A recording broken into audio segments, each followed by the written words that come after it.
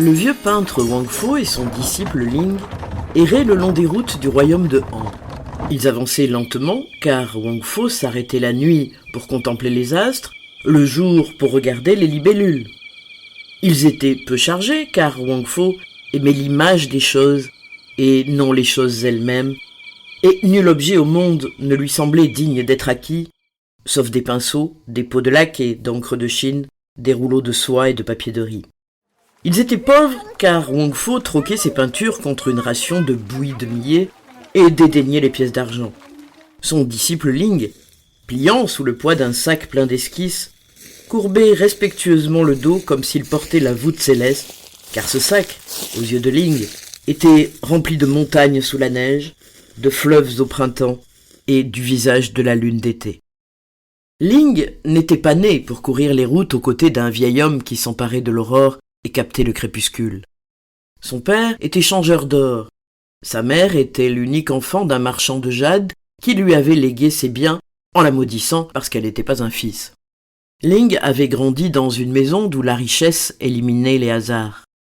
Cette existence, soigneusement calfeutrée, l'avait rendu timide. Il craignait les insectes, le tonnerre et le visage des morts. Quand il eut 15 ans, son père lui choisit une épouse et la prit très belle, car l'idée du bonheur qu'il procurait à son fils le consolait d'avoir atteint l'âge où la nuit sert à dormir. L'épouse de Ling était frêle comme un roseau, enfantine comme du lait, douce comme la salive, salée comme les larmes. Après les noces, les parents de Ling poussèrent la discrétion jusqu'à mourir, et leur fils resta seul dans sa maison peinte de cinabre, en compagnie de sa jeune femme qui souriait sans cesse, et d'un prunier qui chaque printemps donnait des fleurs roses. Ling aima cette femme au cœur limpide comme on aime un miroir qui ne se ternirait pas, un talisman qui protégerait toujours. Il fréquentait les maisons de thé pour obéir à la mode et favorisait modérément les acrobates et les danseuses.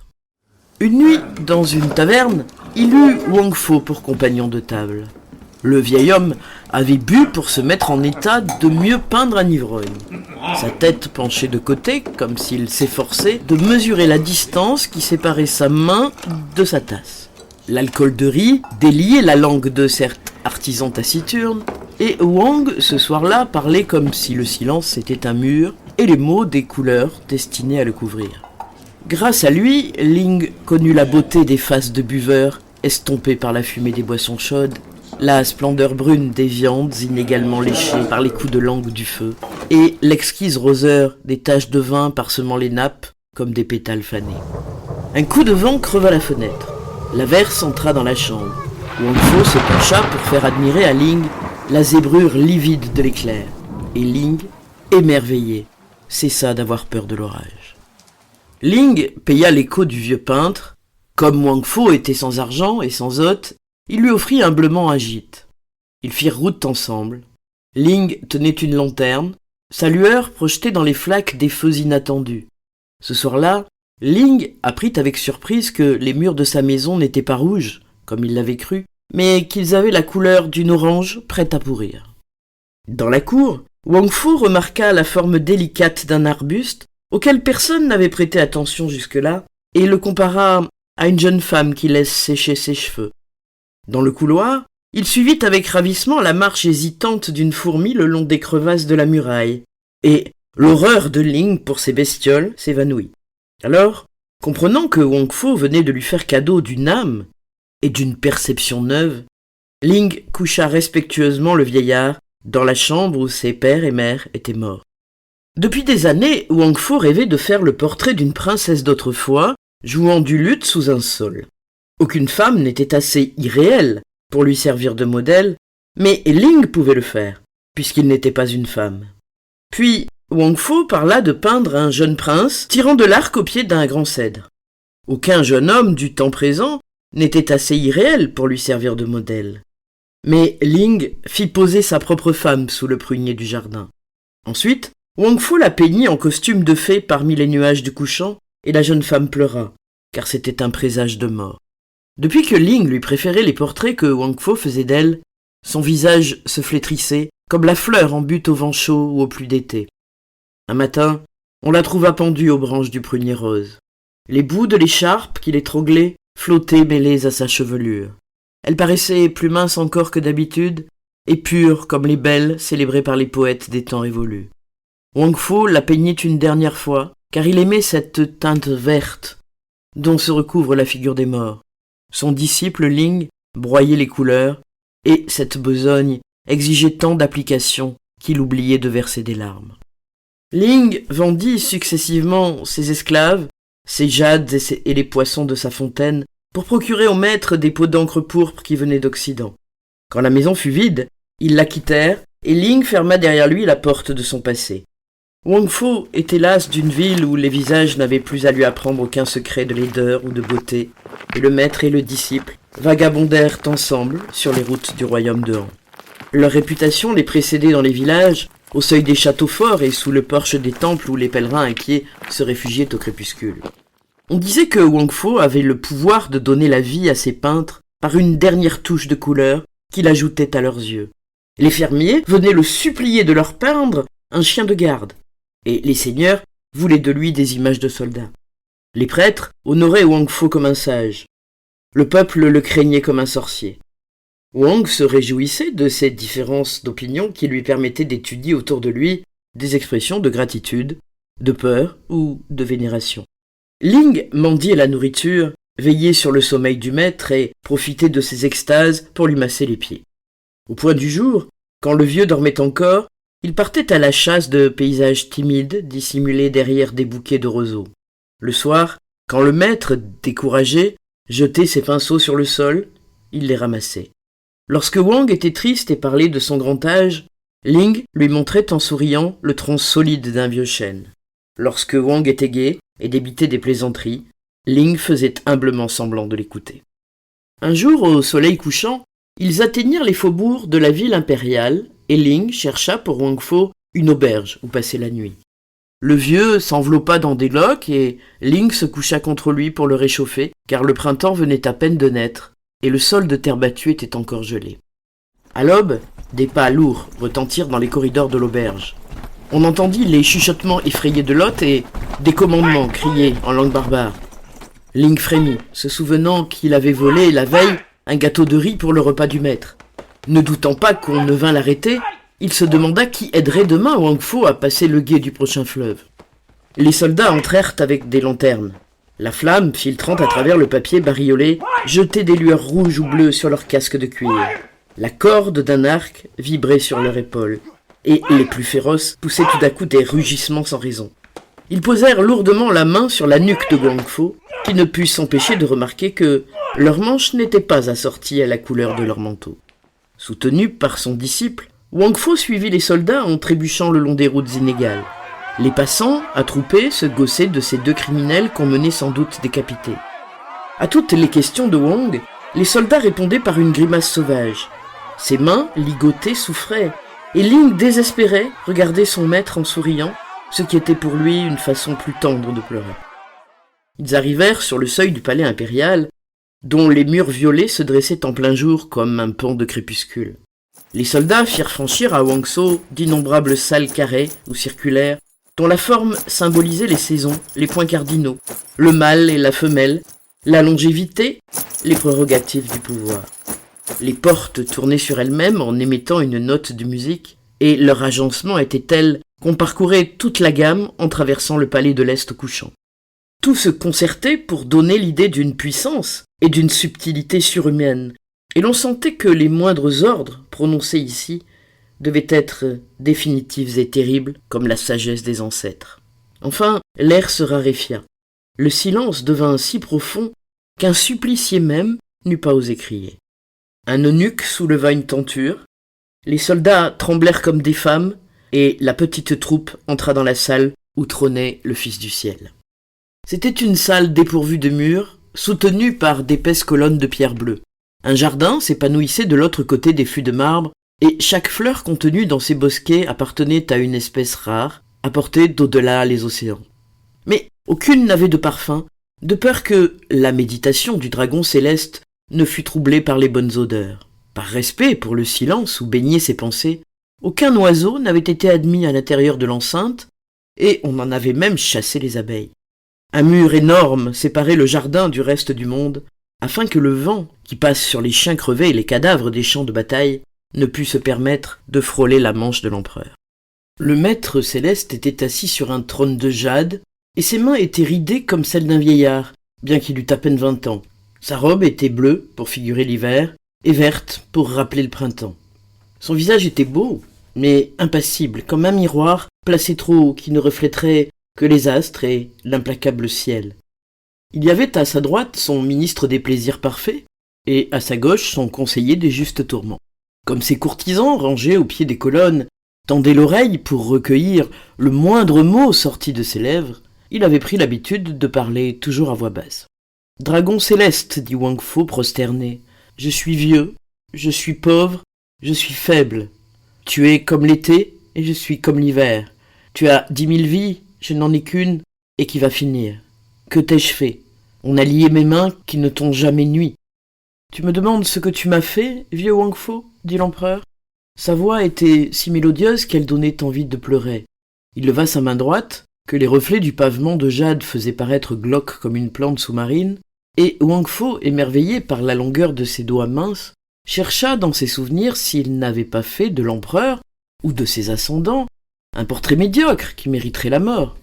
Mais c'était peu probable, car Wang Fo jusqu'ici avait peu fréquenté la cour des empereurs, lui préférant les huttes des fermiers, ou dans les villes les faubourgs des courtisanes et les tavernes, le long des quais où se querellent les portefaix. « Tu me demandes ce que tu m'as fait, vieux Wang Fo ?» reprit l'empereur en penchant son cou grêle vers le vieil homme qui l'écoutait. « Je vais te le dire. Mais, comme le venin d'autrui ne peut se glisser en nous que par nos 9 ouvertures, pour te mettre en présence de tes torts, je dois te promener le long des corridors de ma mémoire et te raconter toute ma vie. Mon père avait rassemblé une collection de tes peintures dans la chambre la plus secrète du palais, car il était d'avis que les personnages des tableaux doivent être soustraits à la vue des profanes, en présence de qui ils ne peuvent baisser les yeux.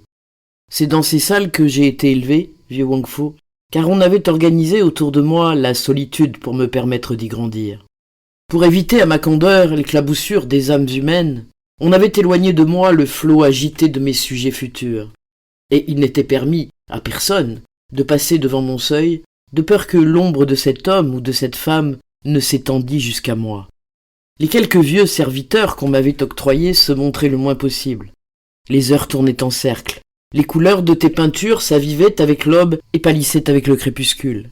La nuit, quand je ne parvenais pas à dormir, je les regardais, et pendant près de 10 ans, je les ai regardés toutes les nuits.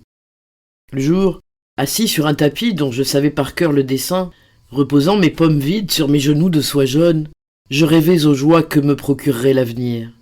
Je me représentais le monde, le pays de Han au milieu, pareil à la plaine monotone et creuse de la main que sillonnent les lignes fatales des 5 fleuves. Tout autour, la mer où naissent les monstres et, plus loin encore, les montagnes qui supportent le ciel. Et pour m'aider à me représenter toutes ces choses, je me servais de tes peintures. Tu m'as fait croire que la mer ressemblait à la vaste nappe d'eau étalée sur tes toiles, si bleue qu'une pierre en y tombant ne peut que se changer en saphir, que les femmes s'ouvraient et se refermaient comme des fleurs, pareilles aux créatures qui s'avancent, poussées par le vent, dans les allées de tes jardins, et que les jeunes guerriers à la taille mince, qui veillent dans les forteresses des frontières, étaient eux-mêmes des flèches qui pouvaient vous transpercer le cœur. À 16 ans, j'ai vu se rouvrir les portes qui me séparaient du monde. Je suis monté sur la terrasse du palais pour regarder les nuages, mais ils étaient moins beaux que ceux de tes crépuscules. J'ai commandé ma litière. Secoué sur des routes dont je ne prévoyais ni la boue ni les pierres, j'ai parcouru les provinces de l'Empire sans trouver tes jardins pleins de femmes semblables à des lucioles, tes femmes dont le corps est lui-même un jardin. Les cailloux des rivages m'ont dégoûté des océans. Le sang des suppliciés est moins rouge que la grenade figurée sur tes toiles. La vermine des villages m'empêche de voir la beauté des rizières. La chair des femmes vivantes me répugne comme la viande morte qui pend au croc des bouchers, et le rire épais de mes soldats me soulève le cœur. Tu m'as menti, Wang Fo, vieil imposteur. Le monde n'est qu'un amas de taches confuses, jetées sur le vide par un peintre insensé et sans cesse effacé par nos larmes. Le royaume de Han n'est pas le plus beau des royaumes, et je ne suis pas l'empereur. Le seul empire sur lequel il vaille la peine de régner est celui où tu pénètres, vieux Wang, par le chemin des 1000 courbes et des 10 000 couleurs. Toi seul règne en paix sur des montagnes couvertes d'une neige qui ne peut fondre et sur des champs de narcisses qui ne peuvent pas mourir. Et c'est pourquoi, Wang Fo, j'ai cherché quel supplice te serait réservé à toi, dont les sortilèges m'ont dégoûté de ce que je possède et donné le désir de ce que je ne posséderai pas. Et pour t'enfermer dans le seul cachot dont tu ne puisses sortir, j'ai décidé qu'on te brûlerait les yeux, puisque tes yeux, Wang Fo, sont les 2 portes magiques qui t'ouvrent ton royaume. Et puisque tes mains sont les 2 routes aux 10 embranchements qui te mènent au cœur de ton empire, j'ai décidé qu'on te couperait les mains. M'as-tu compris, vieux Wang Fo ? En entendant cette sentence, le disciple Ling arracha de sa ceinture un couteau ébréché et se précipita sur l'empereur. 2 gardes le saisirent. Le fils du ciel sourit et ajouta dans un soupir. « Et je te hais aussi, vieux Wang Fo, parce que tu as su te faire aimer. Tuez ce chien !» Ling fit un bond en avant pour éviter que son sang ne vînt tacher la robe du maître. Un des soldats leva son sabre et la tête de Ling se détacha de sa nuque, pareille à une fleur coupée. Les serviteurs emportèrent ses restes, et Wang Fo, désespéré, admira la belle tache écarlate que le sang de son disciple faisait sur le pavement de pierre verte. L'empereur fit un signe et 2 eunuques essuyèrent les yeux de Wang Fo. « Écoute, vieux Wang Fo, dit l'empereur, et sèche tes larmes, car ce n'est pas le moment de pleurer. Tes yeux doivent rester clairs, afin que le peu de lumière qu'il leur reste ne soit pas brouillé par tes pleurs. Car ce n'est pas seulement par rancune que je souhaite ta mort. Ce n'est pas seulement par cruauté que je veux te voir souffrir. J'ai d'autres projets, vieux Wang Fo. Je possède dans ma collection de tes œuvres une peinture admirable, où les montagnes, l'estuaire des fleuves et la mer se reflètent infiniment rapetissés sans doute, mais avec une évidence qui surpasse celle des objets eux-mêmes, comme les figures qui se mirent sur les parois d'une sphère. Mais cette peinture est inachevée, Wang Fo, et ton chef-d'œuvre est à l'état d'ébauche. Sans doute, au moment où tu peignais assis dans une vallée solitaire, tu remarquas un oiseau qui passait ou un enfant qui poursuivait cet oiseau. Et le bec de l'oiseau ou les joues de l'enfant t'ont fait oublier les paupières bleues des flots. Tu n'as pas terminé les franges du manteau de la mer ni le cheveu d'algue des rochers. Wang Fo, je veux que tu consacres les heures de lumière qui te restent à finir cette peinture, qui contiendra ainsi les derniers secrets accumulés au cours de ta longue vie. Nul doute que tes mains, si près de tomber, ne trembleront sur l'étoffe de soie et l'infini pénétrera dans ton œuvre par ses hachures du malheur. Et nul doute que tes yeux, si près d'être anéantis, ne découvriront des rapports à la limite des sens humains. Tel est mon projet, vieux Wang Fo, et je puis te forcer à l'accomplir. Si tu refuses, avant de t'aveugler, je ferai brûler toutes tes œuvres. Et tu seras alors pareil à un père dont on a massacré les fils et détruit les espérances de postérité. Mais crois plutôt, si tu veux, que ce dernier commandement n'est qu'un effet de ma bonté, car je sais que la toile est la seule maîtresse que tu aies jamais caressée. Et t'offrir des pinceaux, des couleurs et de l'encre pour occuper tes dernières heures, c'est faire l'aumône d'une fille de joie à un homme qu'on va mettre à mort. Sur un signe du petit doigt de l'empereur, 2 eunuques apportèrent respectueusement la peinture inachevée à Wang Fo, où Wang Fo avait tracé l'image de la mer et du ciel. Wang Fo sécha ses larmes et sourit, car cette petite esquisse lui rappelait sa jeunesse. Tout y attestait une fraîcheur d'âme, à laquelle Wang Fo ne pouvait plus prétendre, mais il y manquait cependant quelque chose. Car à l'époque où Wang l'avait peinte, il n'avait pas encore assez contemplé de montagnes, ni de rochers baignant dans la mer leurs flancs nus, et ne s'était pas assez pénétré de la tristesse du crépuscule. Wang Fo choisit un des pinceaux que lui présentait un esclave et se mit à étendre sur la mer inachevée de larges coulées bleues. Un eunuque, accroupi à ses pieds, broyait les couleurs.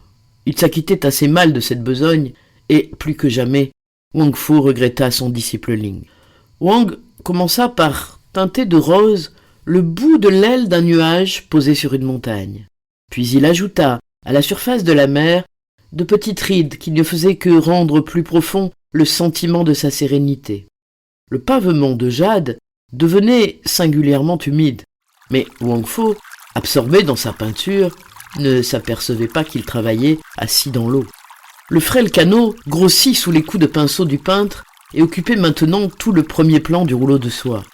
Le bruit cadencé des rames s'éleva soudain dans la distance, rapide et vif comme un battement d'ailes. Le bruit se rapprocha, emplit doucement toute la salle, puis cessa, et des gouttes tremblaient immobiles suspendues aux avirons du batelier. Depuis longtemps, le fer rouge destiné aux yeux de Wang s'était éteint sur le brasier du bourreau. Dans l'eau, jusqu'aux épaules, les courtisans, immobilisés par l'étiquette, se soulevaient sur la pointe des pieds. L'eau atteignit enfin au niveau du cœur impérial. Le silence était si profond qu'on eût entendu tomber des larmes. C'était bien Ling. Il avait sa vieille robe de tous les jours et sa manche droite portait encore les traces d'un accroc qu'il n'avait pas eu le temps de réparer le matin avant l'arrivée des soldats.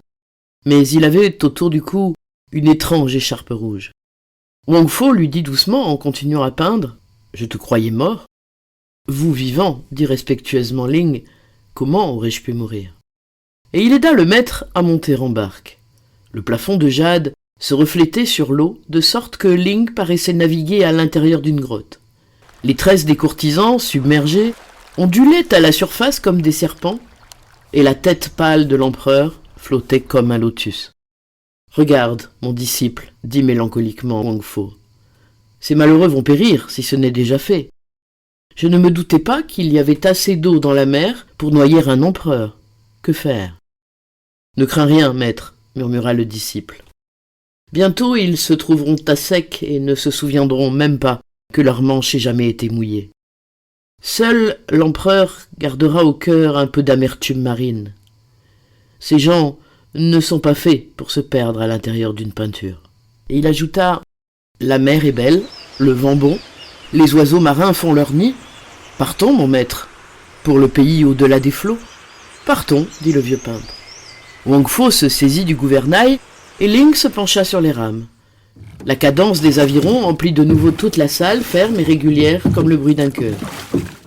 Le niveau d'eau diminuait insensiblement autour des grands rochers verticaux qui redevenaient des colonnes.